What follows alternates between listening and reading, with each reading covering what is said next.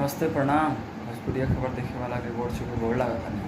आज खबर बा दो सुपरस्टार के बारे में, जेकर नाम बा अंकुश राजा और राकेश मिश्रा। पहले बात कर ले जाए अंकुश राजा के बारे में। उनकर गाना आइल बा भोला है भंडारी, बहुत ही प्यारा सॉन्ग बा। डायरेक्ट वीडियो बा वर्ल्ड वाइड रिकॉर्ड से बावे रिलीज भी बावे। जेकर राइटर बाणे पवन बंजो और म्यूजिक दिले बाणे शिशिर पांडे। बहुत ही प्यारा सॉन्ग बा। और राकेश मिश्रा के गाना बा सुल्तानगंज वाली गड़िया। जेकर राइटर बाणे अजय बच्चन और म्यूजिक दिले बाणे अंजनी सिंह। बहुत ही प्यारा सॉन्ग, वीडियो सॉन्ग वे म्यूजिक साइड बा। गाना के लिंक डिस्क्रिप्शन में दे देते बानी, हम सुनी सकें और शेयर करी ज़्यादा से ज़्यादा।